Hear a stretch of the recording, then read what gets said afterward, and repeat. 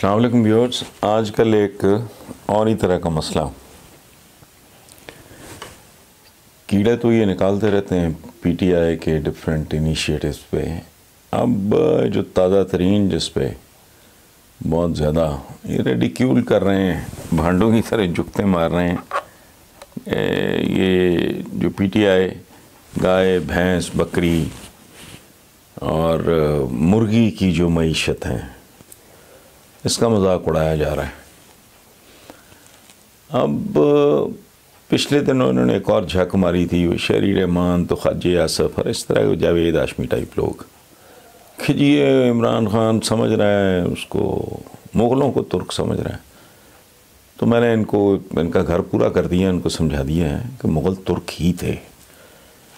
ज़हीरुद्दीन बाबर का जो उनकी है तो उसके बाबरी, वो बेसिकली बाबर नामा है, वो तुर्की में लिखा गया था। घर में मुग़ल्स तुर्की ज़बान ही बोलते थे। महमूद गजनवी एक स्लेव सुबकतकीन का बेटा था और वो भी तुर्क था। और अमीर तैमूर जिसकी 5वीं 6ठी कुछ परदादा इस तरह का कोई, वो जद्द अमजद थे ज़हीरुद्दीन बाबर के, और लफ्ज़ भी बाबर है, बाबर गलत है। तो वो भी बरलास थे, बरलास तुर्क होते हैं। अच्छा, तो झक मारी इन्होंने। उसके बाद मैंने अपने प्रोग्राम में मेरे मुताबिक में इसको पॉइंट आउट किया।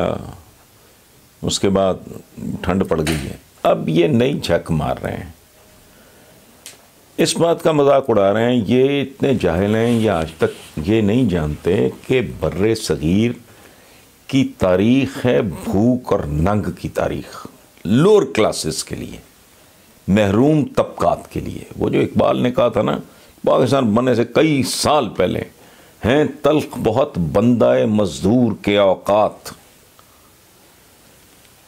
तो वो सदियों पुरानी नहीं, हज़ारों साल पुरानी सिविलाइजेशन जो है सब कॉन्टिनेंट की।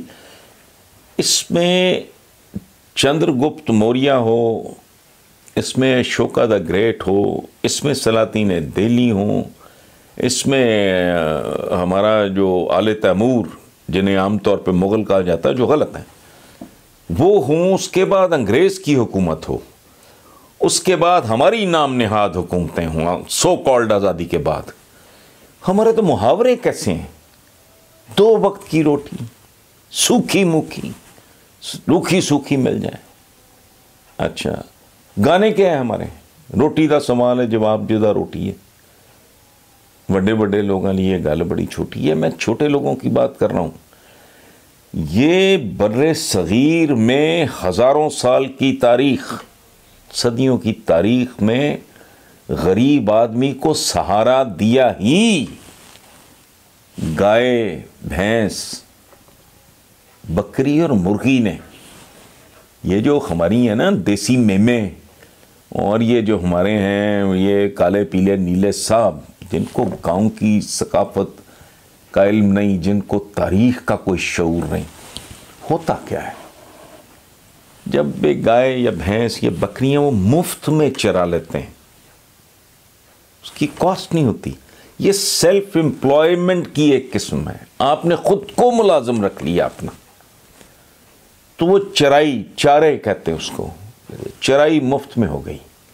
ऑर्गेनिक ये जो घास फूस उन्होंने, तो ये इसकी कोई कॉस्ट नहीं होती। अच्छा, चूँकि सदियों से वो ये करते आ रहे हैं, उनको ये भी पता होता है कि गाय भैंस बकरी वगैरह जब बीमार हो जाए तो उसका इलाज कैसे करना है। सो वो डंगर डॉक्टर भी उन डंगरों के होते हैं, उन डंगरों के खादम भी खुद ही होते हैं, उनका देखभाल करते हैं। और वो जब बढ़ोतरी होती है, जब एक गाय बच्चा देती है, भैंस बच्चा देती है, बकरी 2-2 3-3 बाजों का बच्चे देती है, उनकी लॉटरी निकल आती है, उनकी ज़िंदगियाँ घूमती हैं इसके गिर्द। इकोनॉमी जो मैं जो कह रहा हूँ ना, गाय भैंस बकरी मुर्गी की इकोनॉमी, ये इकोनॉमी है क्या? गर्मियों में ख़ानदान पूरा कटाई गंदम की करता है, उनको साल भर के दाने मिल गए। ये जालिम लोग हैं, ये समझते नहीं, उनका दुख नहीं जानते, उनके मसाइल से वाकिफ नहीं है। अच्छा, उनको साल भर के दाने मिल गए, वो एक बाकायदा एक पूरा जैसे एक प्लांट चल रहा होता है। गाय नहीं है, उसका गोबर पहले, अब वो उपले बिकते हैं, उसकी खाद मन्योर जिसे कहते हैं वो बिकती है, उसके उपले वो बिकते हैं, दूध, अच्छा फिर कोई मजदूरी कर ली, साथ भैंस ने हाथ बटा दिया। सुभान अल्लाह, कुदरत ने क्या बंदोबस्त किया है। भैंस ने, गाय ने, बकरियों ने हाथ, उनका कुछ दूध बेच लिया, कुछ उसका लस्सी, दही, उसके बाय प्रोडक्ट जितने भी होते हैं, मक्खन, घी बना के बेच लिया। तो ये इतनी बड़ी सपोर्ट है। अच्छा, और हमारे बनस्गीर में क्या है, ढोर डंगर को कहते हैं माल मवेशी। ये गरीब आदमी का माल है। रिलीफ होता है, करोड़पति का रिलीफ और है, अरबपति का और है, खरबपति का और है। जो बिल्कुल बेसिक लेवल पे जिसकी जिंदगी का मसला है कि उसको 2 वक्त पेट भर खाना मिल जाए उसको और उसके बच्चों को, उसके लिए बहुत बड़ा रिलीफ है। जब गाय बछड़ा या बछड़ी देती है, कट्टा या कट्ठी भैंस देती है, दुनिया मुबारकबादें देती हैं इनको। मेरा चूँकि अपना देही बैकग्राउंड है और मैं 16-17 साल जब अपने बेलीपुर वाले घर में, अब भी हमने जानवर रखे हुए हैं। जब लोग गाय भैंसे रखते हैं, मुतमब्बल लोग रखते हैं, तो बड़ी कॉस्ट है उनकी, इनकी कोई कॉस्ट नहीं होती। ये उनको चराई खुद करते हैं, उनकी देखभाल खुद करते हैं। और अच्छा, फिर मैंने पहले अर्ज़ किया जैसे कि दाने इधर से आ गए, अच्छा मतलब अनाज उधर से आ गया, रोटी बन गई। चूँकि गंदम की कटाई में उन्होंने हिस्सा लिया तो उनको साल भर की गंदम मिल गई, रोटी मिल गई, साथ छाछ लस्सी से खा ली, ठीक है, मक्खन इस्तेमाल कर लिया, फलाना। सो ये अशफाक साहब का बड़ा मशहूर जुमला है कि गरीब आदमी मुर्गी उस वक्त खाता है जब या मुर्गी बीमार हो या वो खुद बीमार हो। ये को खाने, वो उसके अंडे बेचते हैं, उन मुर्गियों के अंडों से चूज़े निकलते हैं। आपको अंदाज़ा है देसी मुर्गी मार्केट में कितने की। और एक बात आप याद रखना, ये रुपया नीचे, महंगाई ऊपर। गरीब मजदूर की कभी कोई बनता हुआ घर देखें, लंच टाइम पे वहाँ चले जाएं, उनकी पोटलियाँ खोलें। मैं 30 साल उम्र थी मेरी, मैंने 80 में पहला घर बनाया और अब जिस घर में मैं बैठा हूँ ये दो साल पहले मुकम्मल हुआ। कोई फ़र्क नहीं है उस लंच की पोटली में।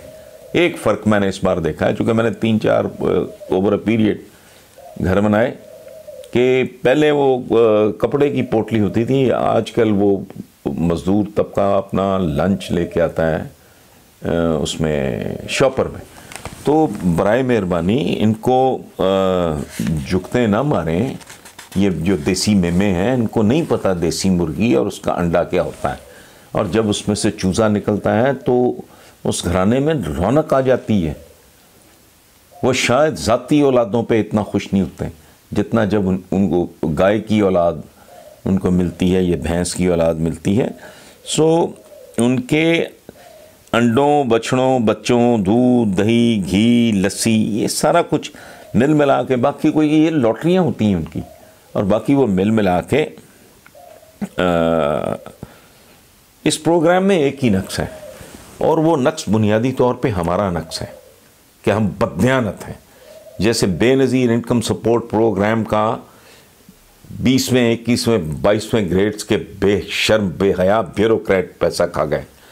इसमें ये ना हो कि डाकिया ही डाक गायब कर दे, और जिनके लिए ये ख़त भेजा जा रहा है उनको नसीब ना हो। मुझे इस बात से खौफ आ रहा है। अदरवाइज़ हुकूमत का ये इनिशिएटिव, ये जो पेट भरे हैं ना मुतमब्बल खुशहाल लोग, उनको ये बात समझ नहीं आ रही। ये सोशल मीडिया पे जुगते मार रहे हैं। मेरा सिर्फ यही खौफ है कि ये इसमें कोई हेरा फेरी और ख़बर ना हो, वरना ये बहुत ही अच्छा प्रोग्राम है। लेकिन किन के लिए? जो ज़िंदगी की बेसिक्स के लिए तरसते हैं। Thank you very much.